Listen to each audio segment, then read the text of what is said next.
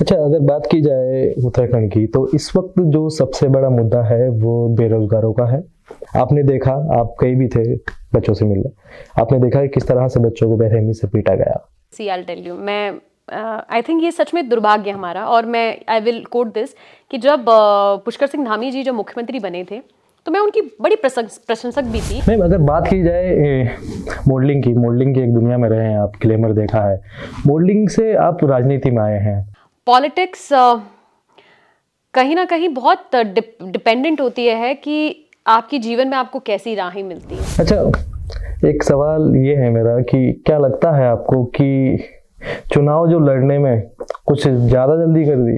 ये 2022 के इलेक्शंस के लिए बहुत मैं ये तो नहीं कहूँगी कि बहुत पहले से तैयारी थी। बातें तो ये भी हुई कि बीजेपी सब छोड़ने का सबसे बड़ा जो कारण था, आपको टिकट ना मिलने का कारण था कि तब कांग्रेस। देखिए, no, I think this is something wrong, क्योंकि मैं तो कभी भी, वैसे तो खैर मैं कभी बीजेपी की सदस्य नहीं रही। आई वाज नेवर, उनकी कोई मेरी मेंबरशिप नहीं थी। अच्छा, जैसा आपने कहा कि कोटद्वार से लड़ाने की बात हुई थी और केदारनाथ से, तो क्या अब रिग्रेट होता है कि शायद वो बात मान लेते? नहीं, देखो, मैं आपसे पहले भी कह चुकी हूँ कि everything happen for a reason. मतलब मैं बड़ी इसमें फर्म बिलीवर हूँ इस चीज़ की कि ज़िंदगी में जो कुछ होता है किसी ना किसी कारणवश होता है और अच्छे के लिए होता है। नमस्कार, आप देख रहे हैं यूके 24 और मैं हूं आपके साथ नवाब चौधरी। और आज हमारे साथ बहुत खास मेहमान हैं अनुकृति गुसाई, जो कि लैंसडाउन से विधायकी का चुनाव लड़ चुकी हैं। मैम, बहुत बहुत स्वागत है आपका। Thank you so much. Ma'am, चुनाव तो निपट गए और अब किस तरह का जो है पूरा शेड्यूल रहता है, किस तरह से अब राजनीति में आगे बढ़ने की कोशिश की जा रही है? देखिए, पहले तो मैं सोचती हूँ कि ये मेरे लिए सौभाग्य की बात रही कि बहुत कम उम्र में मुझे मौका मिला कि मैं एक नेशनल पार्टी के टिकट से किसी विधानसभा का प्रतिनिधित्व कर पाऊँ, वहाँ जाके चुनाव लड़ पाऊँ। एंड आई थिंक वो एक जो पूरा प्रोसेस है इलेक्शंस का, जब शुरू होते हैं रिजल्ट आने तक, बहुत सी ऐसी चीज़ें हैं जो आपको सीखने के लिए मिलती हैं। और इलेक्शंस बहुत कुछ सिखाते भी हैं। मतलब मैं सोचती हूँ राजनीति में बहुत महत्वपूर्ण है कि आप सीखें। और इस इलेक्शंस, ये जो 2022 का जो इलेक्शन रहा, उसने वाकई मुझे जीवन में बहुत एनलाइट किया और बहुत सारी चीज़ें सिखाई भी हैं, राजनीति में भी और जीवन की सच्चाइयों को लेकर भी। तो that experience is really good. देखिए, जीत जब किसी इलेक्शन में हो जाती है तो वो भी आपको बहुत कुछ सिखाती है, लेकिन अगर आपकी elections, when you lose the election, तो शायद वो ज़्यादा कुछ सिखाती है और ज़्यादा आपको तैयार करती है आने वाली परिस्थितियों के लिए। आपको आई थिंक मजबूत बनाती है कि कैसे जीवन में आपकी जो अगेंस्ट द फ्लो जब आप होते हैं तो कैसे रिएक्शंस और क्या कॉन्फिडेंस होना चाहिए। I think that is something which I have learned and I am still learning. एक साल हैज़ बीन पास और एक साल हो गया है, तो अभी भी उस चीज़ को लेकर बहुत सारी चीज़ें हैं जो मैं सोचती हूँ तो सीखती हूँ। अब आगे अगर हम आज उत्तराखंड प्रदेश के अंदर देखें तो लगातार मेरी कोशिश यही है। देखिए, इरिस्पेक्टिवली कि आप उस इलेक्शन का क्या रिजल्ट रहा हो, इतना मैटर नहीं करता। व्हाट मैटर्स इज कि क्या हम कंसिस्टेंटली जिस कॉज को लेकर राजनीति में आए उसके लिए काम कर रहे हैं कि नहीं कर रहे हैं। मैम, अगर बात की जाए मॉडलिंग की एक दुनिया में रहे हैं आप, ग्लैमर देखा है, मॉडलिंग से आप राजनीति में आए हैं। अगर देखा जाए तो आज के टाइम में जो है चीज़ें बदल गई है। अब जो है जो अभिनेता है वो राजनेता बनने की कोशिश करते हैं। तो क्या लगता है कितना अलग है ग्लैमर्स की दुनिया और राजनीति की दुनिया? और हमारे सामने एग्जाम्पल हैं, बहुत सारे जो एक्टर्स हैं वो अब सांसद हैं, विधायक हैं। Right, absolutely. I think see depends. I think मेरे लिए, मतलब ये आई वुड से पॉलिटिक्स कहीं ना कहीं बहुत डिपेंडेंट होती है कि आपकी जीवन में आपको कैसी राहें मिलती हैं और क्या आपकी डेस्टिनी में लिखा है, और आप उस डायरेक्शन में आप जीवन में काम करते रहते हैं। When I was into modelling and जब मैं फेमिना मिस इंडिया और भारत का प्रतिनिधित्व मैंने किया, मैं सोचती हूँ वो भी मेरे लिए एक बहुत बड़ा लर्निंग एक्सपीरियंस था। अपनी कंट्री को रिप्रेजेंट करना, जब हम इंटरनेशनल पैजेंट्स में जाते हैं, people they used to call you not by your name but they used to call you by India. तो वो अपने आप में एक बहुत गर्व की बात होती है, वो एक डिफरेंट फीलिंग रहती है। एंड आई थिंक उसके बाद ऑफ कोर्स ये काफ़ी डिफरेंट कोर्स है, जैसे मैं अभी इससे बिफोर दिस इंटरव्यू स्टार्टेड मैं आपसे बता भी रही थी। लेकिन देखिए, दोनों में एक जो महत्वपूर्ण चीज़ है जो मुझे व्यक्तिगत रूप से लगती है कि टेलीविज़न, मॉडलिंग, जो एक्सपोज़र मुझे फेमिना मिस इंडिया के थ्रू मिला, उसने मुझे लाइफ में बहुत सारी चीज़ें सिखाई and that has given me an extra edge, जैसे कि camera facing, communication. I think वो एक बहुत कॉन्फिडेंस, ऑफ कोर्स कॉन्फिडेंस, क्योंकि वो बहुत इंपॉर्टेंट होता है। क्योंकि जब देखिए मैं जब इलेक्शंस लड़ भी रही थी तो बहुत सारे लोग जब घर पे आते थे, बहुत सीनियर लीडर्स जब घर पे आते थे, नेक्स्ट टू से ऐसा लगता ही नहीं है पहली बार चुनाव के मैदान में उतरी है, and you know the way she speaks, ऐसा पता ही नहीं लगता है। I think that is something which I have learn from that field, क्योंकि जिंदगी में आपको हर फील्ड और हर एक चीज़ कुछ ना कुछ सिखाती है। और मैं सोचती हूँ I'm लकी इनफ कि मुझे मॉडलिंग का एक्सपीरियंस लेने का मौका मिला, मिस इंडिया बनने का मौका मिला, भारत का प्रतिनिधित्व करने का मौका मिला, और अब आज राजनीति में जब मैंने कदम रखा है तो अपने सोसाइटी की सेवा करने का मौका मिला। And I think to become the voice, I would not say, देखिए बहुत इंपॉर्टेंट है उत्तराखंड के अंदर जो मैं महसूस करती हूँ कि आज वुमेन लीडरशिप डेवलप करना, विमेन लीडरशिप होना। देखिए एक चीज़ होती है और इसमें आई थिंक कोई संदेह भी नहीं होगा, क्योंकि कई बार क्या होता है कि महिलाओं के लिए अगर आप देखेंगे तो लोग कहेंगे अच्छा ये वाली महिला की सीट आरक्षित है, विधानसभा चुनाव में नहीं, पंचायत चुनाव में, निकाय चुनाव में, तो हाँ वहाँ महिलाएं लड़ने की। लेकिन कोई जनरल सीट है, आप देखिए कभी आपने बहुत कम देखा होगा कि जनरल सीट पे महिला लड़ रही है, इट्स वेरी रेयर। तो आई थिंक कि वो वाला जो बैरियर है, we have to break that. मैं पर्सनली मतलब मुझे लगता है कि women should be the front runners irrespective of the reservation। ये नहीं कि उनको reservation मिलेगा तभी वो election लड़े। women should fight election on the basis of their capabilities। अगर लगता है कि हाँ उसके अंदर equally, मतलब if men and women both of them have equal opportunities, rights and equal I would say chances to win the election, then a women should also be given a chance। तो वो वाला एक जो angle है उसको आने में समय लगेगा, बट हम उसके लिए प्रयासरत हैं और वो ज़रूर आएगा। दिस व्हाट आई फील कि मेन स्ट्रीम में जो मुख्य धारा में है वहाँ पे विमेन लीडरशिप उत्तराखंड के अंदर बहुत महत्वपूर्ण रूप से डेवलप होने की आवश्यकता है। इसलिए भी है, अगर आप उत्तराखंड के इतिहास को भी देखेंगे और देखेंगे कि किस तरीके से हमारा प्रदेश बना, हम आंदोलनों से निकला हुआ प्रदेश है, और महिलाओं का कितना प्रत्यक्ष रूप से उसमें योगदान रहा।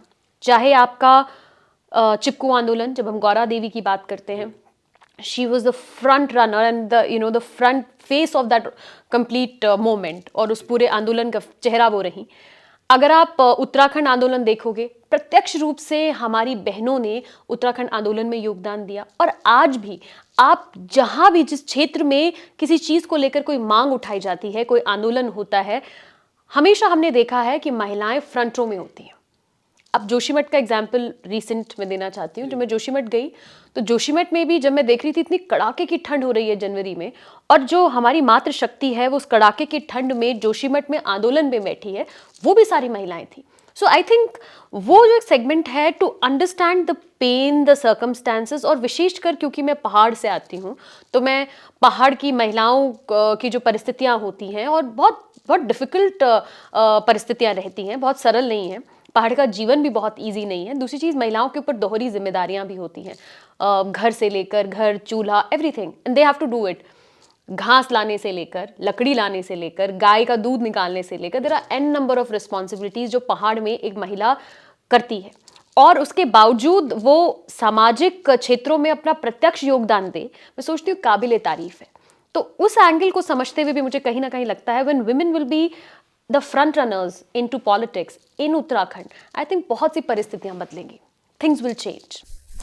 मैम अक्सर देखा है कि जो मूवीज होती हैं तो उसमें जो पॉलिटिशियंस होते हैं और बहुत सारी पावर्स होती हैं, क्या वहीं से ये मोटिवेशन मिला कि पॉलिटिशियन बनेंगे तो पावर्स होगी, ये सब चीज़ें? वैसे ऐसा नहीं है कि सिनेमा आई थिंक हमारी डे टू डे लाइफ को देखते हुए बनता है, मतलब वो उसी का वर्जन है, और बहुत सारी चीज़ें जो है आप सिनेमा से सीखते हैं, सच बात है। लेकिन आई थिंक मेरी इंस्पिरेशन बहुत सिनेमा नहीं रही, बट आई वुड से कि ऑफ कोर्स एक जब मैं इससे पहले एनजीओ चलाती थी तो मैंने जिस तरीके से आपसे अभी डिफाइन भी किया कि कैसे मुझे लगता है कि पहाड़ों के अंदर हमको आवश्यकता है आज for women to get that space, तो वो एक फीलिंग है कि मैं उनके लिए एक ऐसा स्पेस क्रिएट कर पाऊँ, एक ऐसी व्यवस्था बना पाऊँ प्रदेश के अंदर अपने युवाओं के लिए और महिलाओं के लिए, जहाँ पर ग्रोथ की कोई सीमा ना हो। And we will be on the right track. तो लेकिन अगर मैं ये सब चीज़ें करना चाहती हूँ या मैं कोई बदलाव लाना चाहती हूँ, तो उसके लिए महत्वपूर्ण है कि आप उस सिस्टम का पार्ट बने। अनटिल अनलेस अगर आप सिस्टम में नहीं रहेंगे तो किसी भी चीज़ को बदलना संभव नहीं है। अगर हम दूर से बैठ के, जैसे कई लोग कहते हैं राजनीति बड़ी खराब चीज़ है, बेकार चीज़ होती है, बहुत सारे यूथ अगर आप देखोगे युवाओं का, अरे फालतू की चीज़ है, नहीं राजनीति अच्छी नहीं होती। बट आई थिंक कि हम राजनीति से, पॉलिटिक्स से भाग नहीं सकते, बिकॉज हमारे जीवन में हर एक चीज़ को महत्वपूर्ण रूप से तय करती है पॉलिटिक्स। राजनीति से जुड़ी भी हैं सब चीजें, एब्सोल्युटली जुड़ी हुई हैं। और yes, and I think youth जो है हमारी कंट्री का, या let's say around the world, जब youth comes into the politics, तो बहुत सारी चीज़ें इसलिए चेंज होती है क्योंकि नई ऊर्जा के साथ लोग आते हैं, महत्वाकांक्षाओं के साथ आते हैं। Of course there is no harm in being ambitious, कोई गुनाह नहीं है, और होना भी चाहिए, बिकॉज एक यंग व्यक्ति अगर एम्बिशियस नहीं होगा तो फिर कौन होगा। एम्बिशियस होना चाहिए अपने लिए भी और समाज के लिए। एब्सोल्युटली, बिल्कुल। मैं सोचती हूँ कि जब कोई व्यक्ति एम्बिशियस है तभी वो जीवन में आगे बढ़ सकता है, तभी वो अपने लिए अच्छा कर सकता है और समाज के लिए अच्छा कर सकता है। Until unless a person is not ambitious, आप सोचिए, he would have no aspirations. अगर किसी कोई एस्पिरेशंस ही नहीं है, वो उसके लिए काम ही नहीं करेंगे। इफ विल नॉट वर्क, उसके रिजल्ट्स नहीं आएंगे, और वो रिजल्ट्स उसके लिए भी और सोसाइटी के लिए भी। अच्छा, एक सवाल ये है मेरा कि क्या लगता है आपको कि चुनाव जो लड़ने में कुछ ज्यादा जल्दी कर दी? देखिए, कि पहले थोड़ा सा समझना था और चीजों को, जो ग्राउंड पे जो मेहनत की जरूरत थी, ऐसा लगता है? आई थिंक ये 2022 के इलेक्शंस के लिए बहुत, मैं ये तो नहीं कहूँगी कि बहुत पहले से तैयारी थी, बिकॉज तैयारी तो नहीं थी। ऐसा भी नहीं था कि मैंने सोचा था कि नहीं 22 का इलेक्शन लड़ूंगी, ऐसा भी थॉट नहीं था, मतलब बहुत टाइम तक नहीं था। But I think I take it as an opportunity. मुझे लगता है कि यार किसी चीज़ में जल्दी और देरी नहीं होती। देखो, when opportunity knocks your door, you should open the door right there right then. ऐसा नहीं होता, opportunities will not wait for you, and if it was there, and I think कभी कभी परिस्थितियां होती है, सर्कमस्टांसेस होती हैं which leads you to that kind of a opportunity. और मेरे लिए वो परिस्थितियां बनी, वो पॉसिबिलिटीज बनी, and I got an opportunity at my door. And I think कोई भी समझदार व्यक्ति या एनीबडी, अगर मतलब तुमको भी नॉक करती, you would have also taken it, right? तो वो एक सिनेरियो है। तो आई वुड नॉट से कि it is early, I think it was on time. हर एक चीज़ तय होती है, everything happens for a reason, and I firmly believe in that. हर एक चीज़ तय होती है, और अगर मुझे ऐसा मौका मिला तो उसका ज़रूर एक रीज़न रहा होगा। और हर चीज़ आपको कुछ ना कुछ सिखाती है, तो ये भी सिखा के गई, और आई think I am still learning. बातें तो ये भी हुई कि बीजेपी सब छोड़ने का सबसे बड़ा जो कारण था, आपको टिकट ना मिलने का कारण था कि तब कांग्रेस। देखिए, no, I think this is something wrong, क्योंकि मैं तो कभी भी, वैसे तो खैर मैं कभी बीजेपी की सदस्य नहीं रही, आई वाज नेवर, उनकी कोई मेरी मेंबरशिप नहीं थी। लेकिन there is a truth which I think people in BJP also knows, और मैं बहुत बार बोल भी चुकी हूँ उस चीज़ को, बहुत बार रिपीट करना इज़ ऑल्सो नॉट नाइस।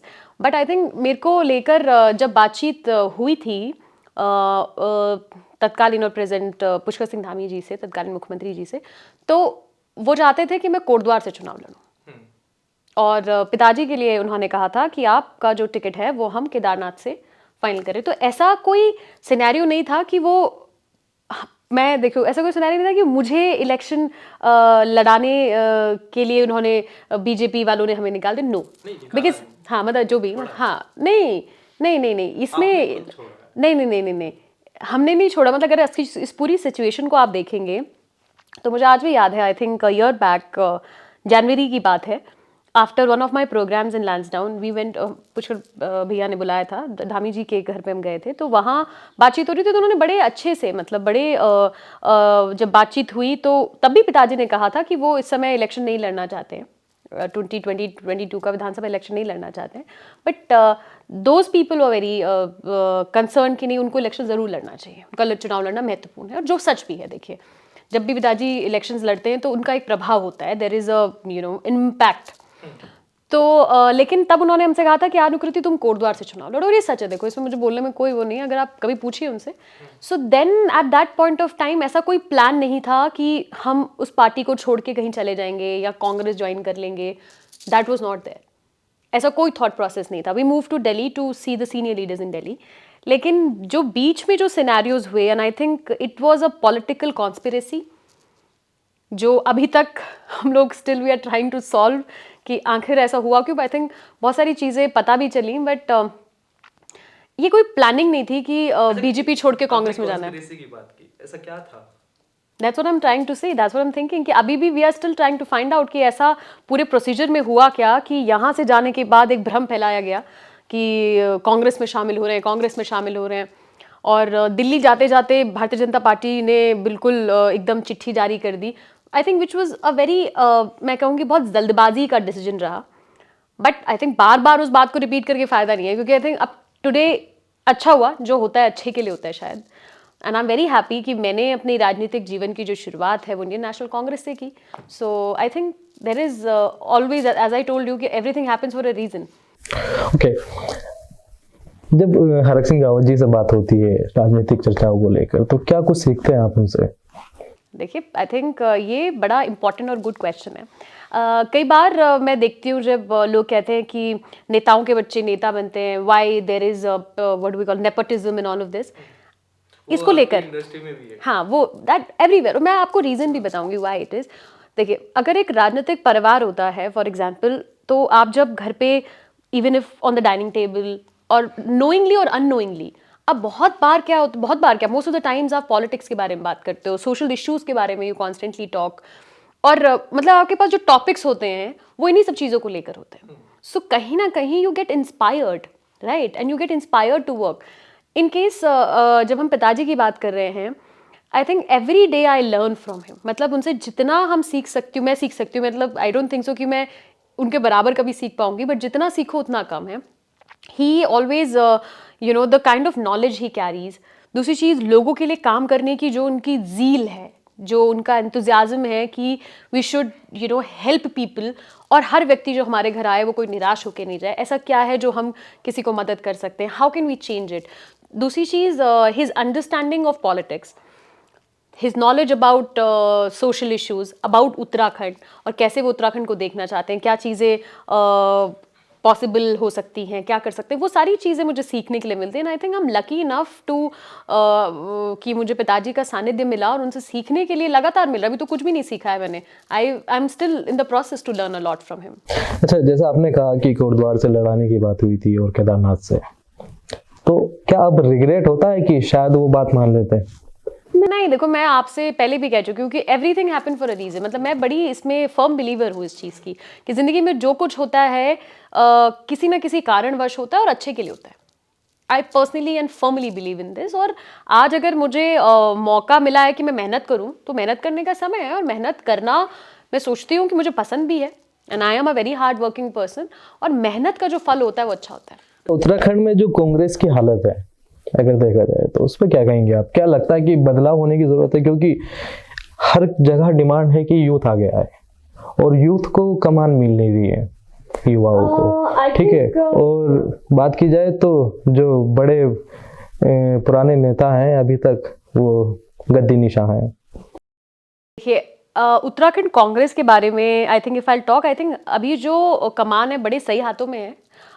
हमारे जो प्रदेश के अध्यक्ष हैं Karan Mehra ji, he is a very dynamic person, जो मतलब बड़े डायनामिक थॉट्स भी हैं, and he is very hard working. You know, जिस तरीके से हमने उनको देखा है, बड़े अच्छे तरीके से कार्यकुशलता के साथ, and he is working also, he is working hard every time. वो कोशिश कर ही रहे हैं, आई थिंक उनकी कोशिश दिख भी रही है, and he has a connect with youth. जो जिस तरीके से आपने बात कही कि युवाओं को मौका मिलना चाहिए, मैं सोचती हूँ कि हमारे जो प्रदेश अध्यक्ष हैं, अध्यक्ष जी की जो एक कनेक्टिविटी है यूथ के साथ, वो बहुत अच्छी है। यूथ है जो उन्हें बहुत पसंद करता है, they look up to him as a youth leader, young leader. और जो बाकी देखिए, बहुत सीनियर लीडर्स पे कमेंट करना, आई डोंट थिंक सो कि I am the right person for that. But जहाँ तक प्रदेश की कमान की बात है, बहुत सही हाथों में है, और बहुत अच्छी मैं सोचती हूँ कि दिशा में जो है इस समय कांग्रेस काम करी। लगातार आप देखिए कितने आक्रामक रूप से इस समय आपने कांग्रेस को देखा होगा। वो आई थिंक हम अपने बेस्ट फेज में हैं इस समय। ऐसा नहीं है कि ऑपोजिशन जो है लगातार कार्यक्रम प्रदेश कार्यालय से, पीसीसी से, एआईसीसी से लगातार जो कार्यक्रम आ रहे हैं, चाहे वो आपके प्रदेश स्तर पे हो, जिला स्तर पे हो, विधानसभा स्तर पे हो, ब्लॉक स्तर पे हो, हर जगह आप देखिए वो कार्यक्रम हो रहे हैं। और मैं सोचती हूँ कि इसलिए भी हो रहे हैं क्योंकि हमारा जो नेतृत्व है इस समय प्रदेश के अंदर, वो बढ़िया है। अच्छा, अगर बात की जाए उत्तराखंड की, तो इस वक्त जो सबसे बड़ा मुद्दा है वो बेरोजगारों का है, जो भर्ती घोटाले हुए हैं। उनका कहना है कि जो भर्ती घोटाले हुए हैं उनकी सीबीआई जांच होनी चाहिए, लेकिन सरकार जो है अपनी हठधर्मी पर अड़ी हुई है कि हम सीबीआई जांच बाद में कराएंगे जब परीक्षा हो जाएंगी। आपने देखा, आप कहीं भी थे बच्चों से मिलने, आपने देखा कि किस तरह से बच्चों को बेरहमी से पीटा गया। उस पर क्या कहेंगे आप?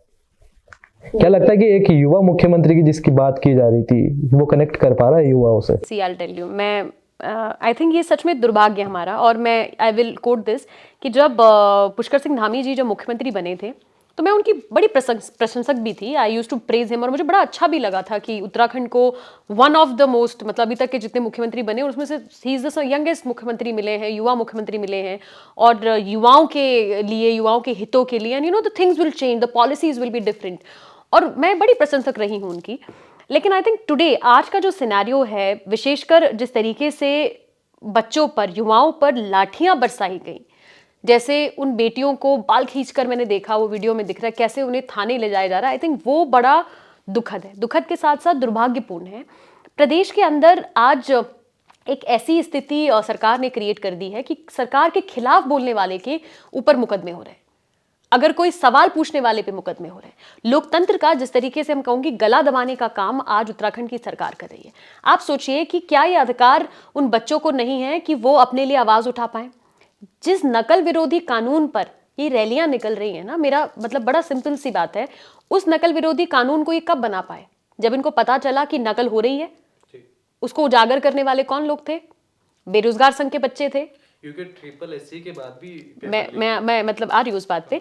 उसको उजागर करने वाले कौन थे? वो बच्चे थे, बेरोजगार संघ के बच्चे थे। उनको उठाकर इन्होंने जेल में डाल दिया और अपने आप उसकी वाहवाही लूटने लगे कि हमने नकल विरोधी कानून बना दिया। दूसरी चीज, अगर आप अंडरस्टैंड करेंगे इन पूरे प्रोसीजर्स में, यूके ट्रिपल एससी हो या यूके पीएससी हो, उसमें पकड़े जाने वाले लोग कौन हैं? हमारे हाकम सिंह कौन थे? धारीवाल जी कौन है? सारे भारतीय जनता पार्टी के लोग हैं। बीजेपी के मंडल अध्यक्ष रहे, जिला अध्यक्ष रहे, तो बड़े बड़े पदों पे। देखिए, कहीं ना कहीं मैं आ रही हूँ उस बात पे, बिल्कुल कहीं ना कहीं कोशिश की जा रही है कि इन सब लोगों को बचाया जाए। दूसरी चीज, जो नकल विरोधी कानून आज बना भी दिया गया, बड़े मतलब जो लोग इस पे रैलियां कर रहे हैं, जो यूथ इस पे रैली कर रहा है, धन्यवाद दे रहा है, उस यूथ से भी मेरा अनुरोध है कि थोड़ा अंडरस्टैंड करें इस चीज को। नकल विरोधी कानून बनने के बाद सबसे पहले सजा किसको मिली? सबसे पहले कार्रवाई किस पे हुई? बच्चे ने, जिसने आवाज उठाई। उस बच्चे पे कार्रवाई हुई जिसने आवाज उठाई। उसमें प्रोविजन में शायद कहीं लिखा भी है, मैं पढ़ रही थी परसों, उसमें लिखा है बड़ा क्लियरली कि जो इसके शिकायत जो करेगा उस पे भी कार्रवाई होगी। तो अब मैं ये कहना चाहती हूँ कि अगर जब कोई शिकायत ही नहीं करेगा तो हाउ वुड यू नो, कैसे पता चलेगा कि पेपर लीक हुआ है?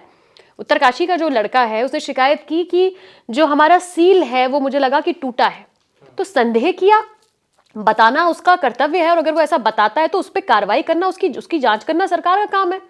लेकिन रादर देन कि उसकी कार्रवाई हो, उस पर जांच हो, उस पर बड़ा हास्यप्रद सा एक बड़ा अच्छा सा जवाब आया जिसमें कहा कि क्योंकि रास्तों में आते हुए सड़कें शायद ऐसी हैं कि वो टूट गया। क्या उत्तराखंड की सड़कें आज इतनी खराब हैं कि पेपर की सील टूट जाती है? कहीं विकास की भी पोल खोलने वाली बात। एब्सोल्युटली सड़कें इतनी खराब है कि बिल्कुल मैं वही कहना चाहती हूँ। जो यूथ आज कहीं ना कहीं लोगों के थ्रू भ्रमित किया जा रहा है कि नहीं बड़ा अच्छा कानून बना है।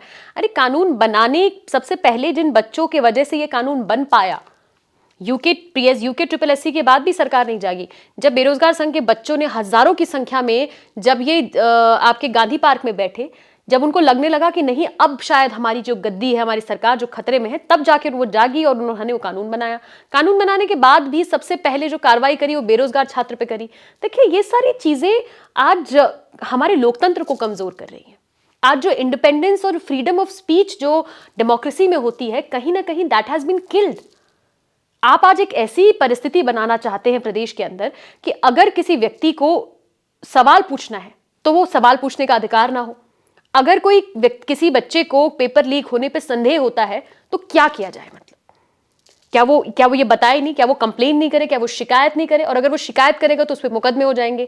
देखिए, ये जो पूरा इंसिडेंस भी हुआ कि उनको मार पीट कर 7 दिन तक जेल में रखा गया, अगर आप इसको साइकोलॉजिकली समझेंगे तो ये एक प्रेशर बनाने का काम है, एक ऐसी परिस्थिति क्रिएट करने का काम है कि अगर आप हमारे खिलाफ धरने पे बैठेंगे तो हम इस तरीके से आपको 7-8 दिनों तक जेल के अंदर बंद रखेंगे, आप पे मुकदमे चलेंगे।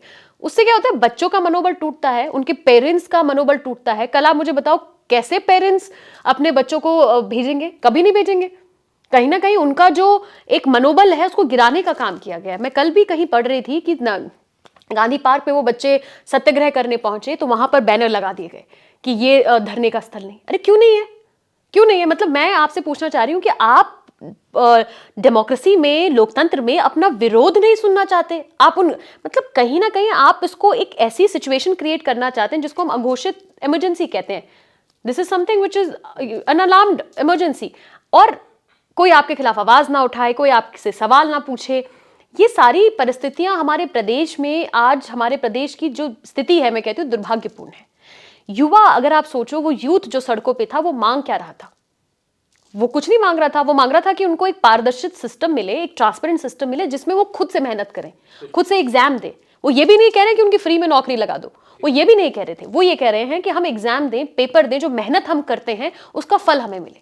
अगर इसी तरीके से पेपर्स लीक होंगे, 16-16, 20-20 लाख रुपए में आप पेपर भेजोगे, तो एक जो विश्वसनीयता होती है, लोक सेवा आयोग की विशिष्टता, आज मुझे बताइए, कॉन्फिडेंशियलिटी आज कितनी ज्यादा खत्म हो गई है लोगों के बीच। उत्तराखंड का सबसे बड़ा पेपर अगर लीक होता है तो जाहिर सी बात है कि ये कितना बड़ा भ्रष्टाचार हो सकता है और किस लेवल का भ्रष्टाचार हो सकता है। पूरे भारत के अंदर आज उत्तराखंड की तरफ लोग जब देख रहे हैं तो कुछ चीजों को लेकर हम पे हंस भी रहे हैं। जो कंडीशन यूथ की आज है, जो आज सिचुएशन, अगर हम अंकिता हत्याकांड को देखते हैं, मैं पौड़ी जिले से आती हूँ क्योंकि, और मैं उसके घर भी गई थी, उनके पिताजी से भी मेरी मुलाकात हुई, तो अभी मैं आज देख भी रही थी श्रीनगर में फिर से उसके पिताजी, किरण नेगी के पिताजी। मतलब आई think this is something really sad. आज हमारा प्रदेश जहां बेटियां नहीं सुरक्षित, जहां युवाओं का भविष्य नहीं सुरक्षित, और आज मैं जब जोशीमठ को देखती हूँ तो सोचती हूँ आज हमारे पहाड़ भी नहीं सुरक्षित है। तो किस तरीके की जो परिस्थितियां हैं वो आज उत्तराखंड में बन गई हैं, उन सारी परिस्थितियों को देखकर मुझे सच में लगता है कि ये हमारे प्रदेश का दुर्भाग्य है। और अगर आप देखो, आप इस पे कोई सुधार भी नहीं हो रहा है। अगर आप इसको अंडरस्टैंड भी करेंगे, बस कोशिश की जा रही है कि कहीं ना कहीं सब चीजें दब जाए, इनकी आवाज दबा दो। वो कोई आवाज उठाता है तो उस पर मुकदमे कर दो, ये कुछ करता है तो उस पर सीबीआई की जांच खोल दो, इस पे ये कर दो। आज सीबीआई की जांच, अगर मैं कह रही हूँ कोई कांग्रेस का मिनिस्टर हो, उस पर ये सीबीआई की जांच चालू कर देंगे, ईडी लगा देंगे। मैं सच बता रही हूँ आपको। आप देखिए ना, आम आदमी पार्टी के मेरे ख्याल से एक मिनिस्टर या उप क्या कहते हैं आपके, मुख्यमंत्री, yes, the deputy CM, right, तो उन पर पूरी जांच चली गई, उनको जेल भेज दिया गया। आई थिंक वो सारी चीजें तो तंत्र कर रहा है, सरकार कर रही है। लेकिन जिस चीज के लिए बच्चे कह रहे हैं कि यार सीबीआई जांच कर दो, तो कर दो। आप कह रहे हैं कि जब पेपर खत्म हो जाएंगे, जब सारे घोटाले हो जाएंगे, उसके बाद आप सीबीआई की जांच करोगे। तो ये सब चीजें आई थिंक खुद में सोचने वाली बात है कि क्यों नहीं ये लोग चाहते, किसको बचाना चाहती है सरकार। मैम कुछ नाम लूंगा मैं और उन्हें डिफाइन करना है आपको एक शब्द में। अच्छा, ओके। एक दो जो भी आपको बेहतर लगे। Ma'am Pushkar Dhami. The young chief minister. Ma'am Modi. हमारे देश के आदरणीय प्रधानमंत्री। ये तो सब जानते हैं। देखिए मैं जब पहली बार भी किसी ने मुझसे सवाल पूछा था कि नरेंद्र मोदी जी को लेकर आप क्या सोचती हैं, देखिए कभी उनके लिए कुछ अपमानजनक कहना, मैं सोचती हूँ I would never do it, और कोई भी भारतीय नहीं करेगा। क्योंकि आज महत्वपूर्ण ये है कि नाम जरूरी नहीं है, जरूरी है वो पोजीशन, जरूरी है वो पद। हमारे देश के प्रधानमंत्री हैं और हमारे लिए हमेशा बड़े सम्मानित रहेंगे, क्योंकि देश के प्रधानमंत्री का जो पद है वो बहुत गौरवशाली पद है, और हमेशा उस चीज की प्रतिष्ठा होती है, उस कुर्सी की प्रतिष्ठा होती है, सम्मान होता है आपके पद का। राहुल गांधी को लेके कहेंगे आई थिंक आप अभी भारत जोड़ो यात्रा में गए थे? यस, भारत जोड़ो यात्रा में मैं उनको जोशीमठ के मुद्दे को लेकर, जब उन्होंने एक पूरा समय उत्तराखंड के लोगों को दिया था, तो जम्मू कश्मीर JNK में हम लोग उनसे मिले थे। And I think what he has done today, उनकी जिस तरीके की इमेज खराब करने की कोशिश की गई, he has come a long way. तपस्वी मैं उनको कहूँगी, रियली। मतलब कन्याकुमारी से लेकर कश्मीर तक निरंतर इतने घंटों चलना, इतने किलोमीटर्स चलना, आई थिंक अपने आप में एक बहुत पॉजिटिव बात है, जो बहुत सारी चीज़ें सिखाता है। और किस तरीके से पीपल वर मीटिंग हिम, हमारी जो अखंडता है उसको अंडरस्टैंड करना, हमारे अलग अलग टाइप के कल्चर्स है, बिकॉज आप थोड़ा सा आगे चलते हैं हमारे कल्चर बदल जाते हैं, रूप बदल जाता है, रंग बदल जाता है, एवरीथिंग इज चेंजेस। डाइवर्सिटी, जो हमारी डाइवर्सिटी है वो, उसको अंडरस्टैंड करते हुए आई थिंक दैट यात्रा जो भारत जोड़ो यात्रा रही उसने बहुत प्यार और स्नेह जो है हमारे पूरे भारत के लोगों ने उनको दिया। कश्मीर में भी जब तिरंगा फहराया गया तो आप सबने देखा कि बहुत सारा प्यार उन्हें मिला है। And all of us look up to him as a young leader and we believe कि he will actually ये जो सारी जिस तरीके से आप लोग भी देख रहे हैं आज कैसे even media even these all organization जो हमारा जैसी डेमोक्रेसी होनी चाहिए आज मैं तो खैर खुद भी इस चीज़ को महसूस करती हूँ कहीं ना कहीं कि जो हमारा मीडिया है चौथा स्तंभ हम लोकतंत्र का उनको कहते हैं और आज बहुत ओपिनिएटेड हो मतलब ना हो अपना कोई व्यक्तिगत ओपिनियन ना हो कि they been how do I say मतलब कहीं ना कहीं से वो ऐसा लगता है कि उनको इंस्ट्रक्शंस दिए जाते हैं then they are working that way which is again a sad thing जो भारत जैसे लोकतंत्र के अंदर एक सच में मतलब एक खराब स्थिति है। मैम हमें आपने वक्त दिया उसके लिए बहुत बहुत धन्यवाद और आपको भविष्य के लिए बहुत शुभकामनाएं। Thank you.